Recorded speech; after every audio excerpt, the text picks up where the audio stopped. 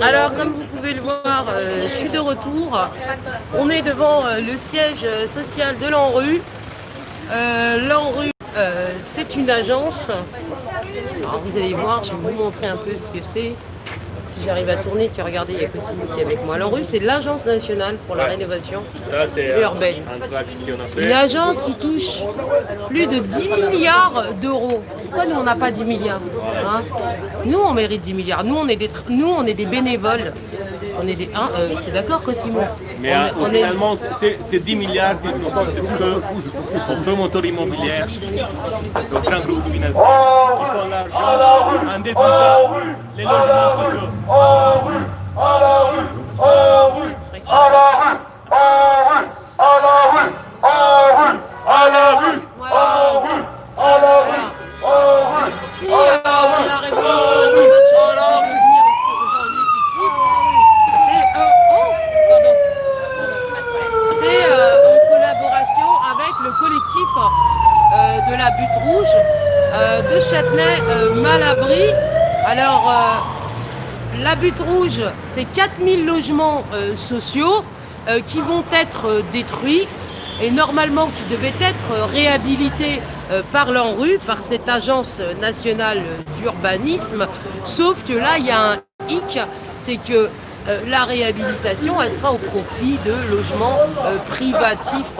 Donc, où va tout cet argent? À qui profitent les contrats? La politique du logement social aujourd'hui, eh bien, c'est une catastrophe. Elle est en totale défaillance.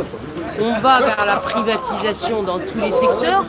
Et quand même, le logement, c'est quand même un droit fondamental. Ça doit être géré par les droits de l'homme. Voilà, les gens, ils ont besoin d'avoir un toit, un espace vital et un loyer qui correspond à leur revenus, à leur rythme de dépenses, tout simplement. Et là, où vont aller toutes ces personnes-là? Après, est-ce qu'il y a des relogements derrière? Certainement pas. Les habitants du quartier ont décidé de se former en collectif. Il y a une pétition sur change.org. La pétition, c'est sur change.org, c'est collectif de la Butte Rouge. Tout à l'heure, je le demanderai, à quelqu'un d'autre. Comme je disais, c'est 10 milliards d'euros. Donc là, vous avez la révolution En Marche qui avait, au préalable, déjà fait une occupation par rapport à ça. Et aujourd'hui, ils sont venus réclamer. Aujourd'hui, le but.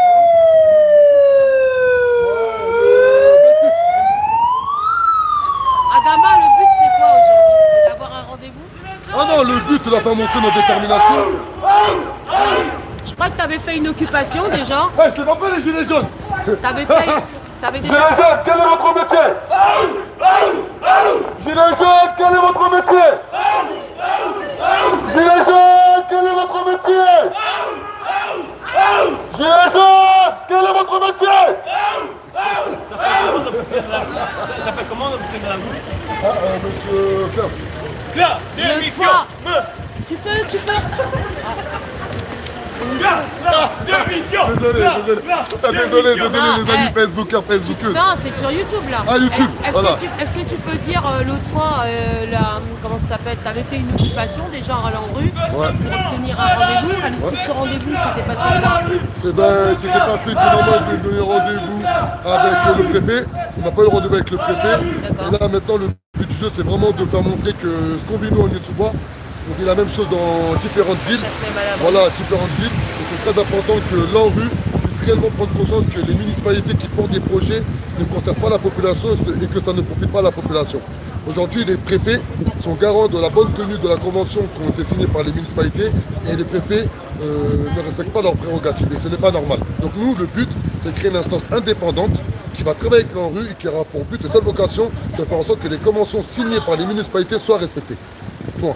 À un moment donné, il faut que ces instances publiques travaillent avec le public. Et s'ils ne veulent pas travailler avec le public, on doit les forcer à travailler avec le public. Et c'est ce qu'on fait aujourd'hui. D'accord. Donc avoir un pouvoir décisionnel Bien sûr, très important. et s'impliquer davantage dans les décisions budgétaires et dans les choix d'urbanisme qui sont faits, parce que bien souvent, quand ce ne sont pas les citoyens, eh bien c'est à leur détriment, évidemment, que ce sont des personnes qui, pour certaines, vont se retrouver à la rue, parce que l'accès au logement, eh bien, ce sera plus possible, tout simplement. Donc là, on a les membres du collectif de Châtenay-Malabry qui sont là. Voilà. Alors, si vous voulez nous rejoindre, on est où 69 rue Gérard. Métro Rennes ou à la rue Sainte-Placide, métro Sainte-Placide. On n'est pas dans le 15e. Hein. On est dans le 6e arrondissement. Et si vous voyez l'immeuble cossu dans lequel ils vivent, alors c'est 10 milliards d'euros. Hein. Bon, bah, voilà. Regardez la belle bâtisse. Voilà, vous pouvez voir. On est vraiment dans du haussmannien retapé, vous voyez, voilà, remodernisé avec les architectes. Je ne sais pas si l'immeuble est signé, mais franchement, ça va chercher loin. Donc, les employés de l'ANRU se sont tous retranchés dans le fond de leur... regardez un peu à l'intérieur, voilà.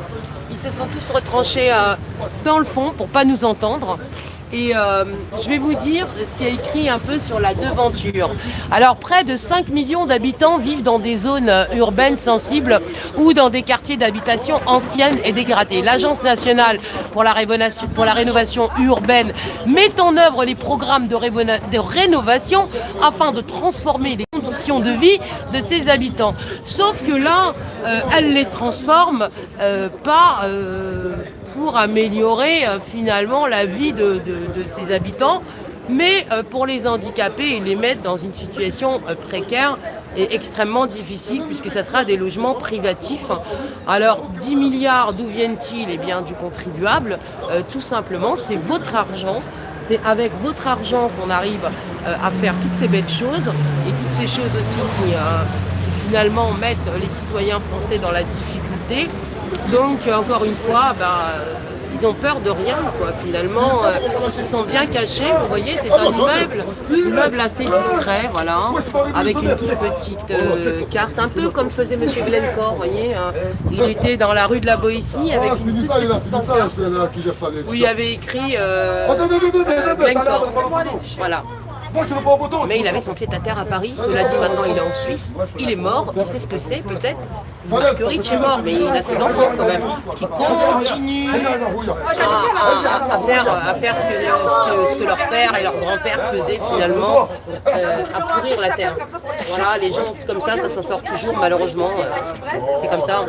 Tant que les citoyens ne bougent pas, eh bien ça sera leur donner un aval. Voilà, prends une belle photo. Et moi alors attends, bah ouais, les petits devant. Les petits devant. Hein. Les petits devant. Attends, moi je me mets là. Non, les petits devant, t'as dit. Mais non, ça me prend tout le monde. pas. Essaie de prendre tout le monde. On ne Avec voit pas. pas. Non, tu sais pas prendre les photos. Ça Ouais, venez là, c'est bien, voilà les gars. Voilà, ça passe pas si. Ça passe pas si. Attends, Mathieu, il fait pas une tête de pusquet, toi. Hein. Regarde, elle est. Comment ça là, tu vois tout le monde? Attention la voiture, hein. Attention, on va pas te tuer pour une photo. Vas-y. C'est bon? Attention, on va pas reculer, attention.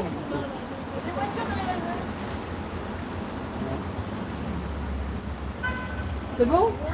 Non mais tu sais quoi, il y a trop de soleil. Trop de soleil, là. C'est quoi ton numéro? Voilà, bon. Faut pas me mettre dans les images. Ah ouais. Je vous ai pas mis là, je suis en train de me mettre moi. Non, mais moi je mets personne, je mets que moi. Je me filme que moi. Avant, il y avait... Je la mettrai pas dans les images. Donc voilà. J'ai la courneuve. VLC, ouais. Ville de la Courneuve. Non, c'est bon, ma chérie, c'est la meilleure. GG, VLC. Franchement, Du coup, je t'envoie un petit texto tout à l'heure. Moi, c'est Nissa de Châtelet. Voilà. Et je t'envoie un petit texto. Le petit concours, faut savoir que le collectif de la butte rouge,